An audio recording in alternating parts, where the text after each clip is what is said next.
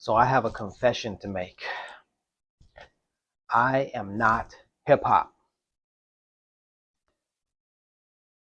As much as I would like to say that isn't true, I have to come to terms with the fact that it is true, at least to some degree. Let me explain. I was introduced to hip hop by my cousins, um, Curtis and Calvin. We were in Compton, California. I was in middle school. It was around 1991. They called me to the back room. They said, Larry, come on back here. We want to play some music for you. I recalled that they played Ice Cube's Gangsta's Fairy Tale for me. And for me, I wasn't, I was about to say I wasn't a public school student, but that's not true. I attended public school between grades 3 and 6. Fourth, fifth, and sixth grade. I attended a public school. Um, the education I got prior to fourth grade was in a private school. These details are important, okay? Anyhow, um, by middle school, I was back at the private school. Okay, so I have a diverse background. I have the middle school, excuse me, I have the private and the public school experiences. Well, by junior high, which is the time when they say your identity is forming or it sort of solidifies, um, well, I was introduced to rap or hip hop.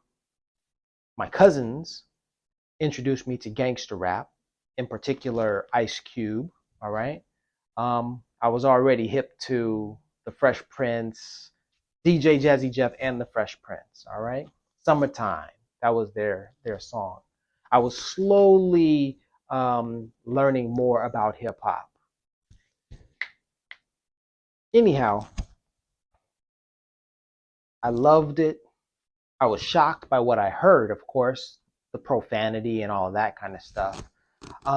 But there were aspects of gangster rap that I found appealing. So that's my story, right? And I listened to different rap songs. I latched on to DJ Quick, who, to the chagrin, to the disdain of my sixth grade teacher, Ms. Clisby, Mrs. Shirley Clisby. You see, I returned to my sixth grade class and I had DJ Quick's tape, his debut album, Quick is the Name. I had that cassette tape in my pocket when I visited my sixth grade teacher, and she said, there's this guy rapping and saying all of this bad stuff, and what is his name? Quick something. And I said, oh, do you mean DJ Quick? And I pulled the tape out of my pocket, and she was so disappointed in me. I really enjoyed Mrs. Clisby, but sadly, I was being drawn in another direction from where she would have had me. So, anywho, this is my story. This is my journey. Um, but I love DJ Quick. I loved his music. I loved gangster rap. Ice Cube. Okay, these were some really great artists in my mind, in my young mind. I continued to listen to rap. I continued to listen to hip hop. I was quite biased and I didn't listen to East Coast rappers as much as I listened to West Coast rappers, especially DJ Quick. And the thing about it is when I was growing up, I didn't have the luxury of buying all of the albums and listening to all of the songs and then deciding which ones I really liked. No, I had to be very judicial. I had to be very careful, thrifty, and frugal because I didn't have a lot of money. So I had to buy one particular artist. In my case, it was DJ Quick, and I had to buy his records. I had to buy him consistently. you know, which I did. And so that really left out, I really left out a lot of artists along the way because I was sticking so closely to DJ Quick. I will say one group that I did listen to, that I did buy their record and keep up with them for the most part, was Diggable Planets. Diggable Planets, however, a lot of their lyrics and the content, it was really academic, is how I would describe it, because they were college educated. Um, at least I think they did go to some college. Um, but then what they were talking about, for me, it was mind expanding because I had never heard anything like what they were talking about. Truly appreciated it because the music and the grooves were really funky.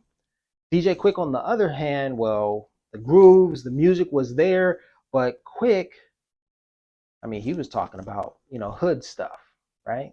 Gangster rap is what they called it. So I started this vlog because I wanted to say I'm not hip hop, no matter how much I think that I am hip hop and would like to say that I'm hip hop. Because I remember when I went to New York for the first time around 2002. And yes, I believe, wait a minute, was this before? Was it 2002 or maybe 2003? Wow, that's an important question I need to answer because um, I don't.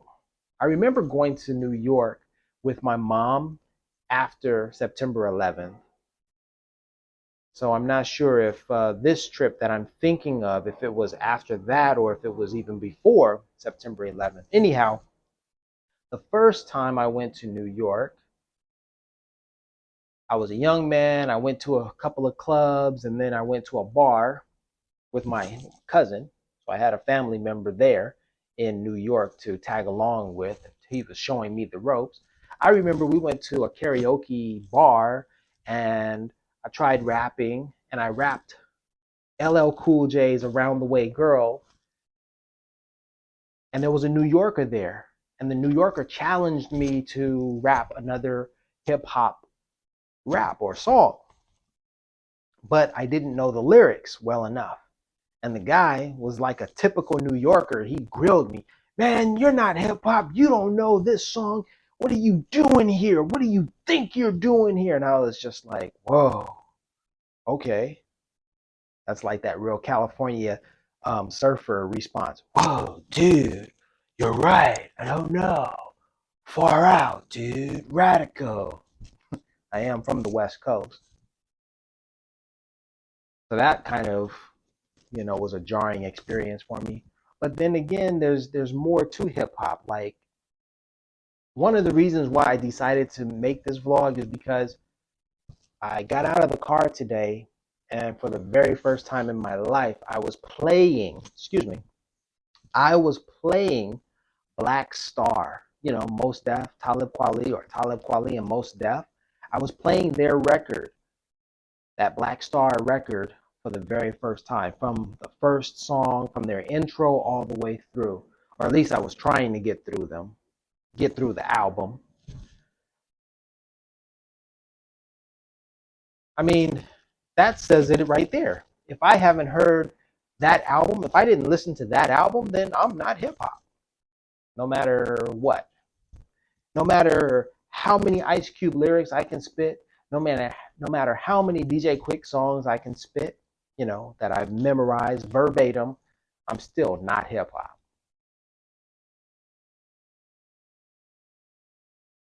That's kind of how I feel. I mean, I know that I am hip hop because hip hop is so much broader, so much wider, and I've given myself a chance to gravitate to those artists that I didn't listen to, like KRS-One. Yes, I wasn't listening to KRS-One back in the day. I knew who he was. I knew those particular songs. I knew My Philosophy. I knew Self Destruction with BDP. Um, but I wasn't listening to him.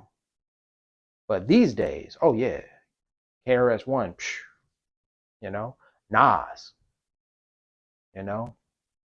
I really was not a Nas fan at all.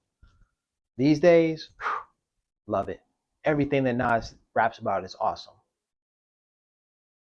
Lastly, going back to Diggable Planets, man, Diggable Planets, what Butterfly, Ishmael Butler, what he said at the Grammys that year, that was so far beyond me, so far beyond my experience for what they said, what he was talking about. He gave a shout out to the nation of gods and earths, the nation of Islam. That took big balls to do.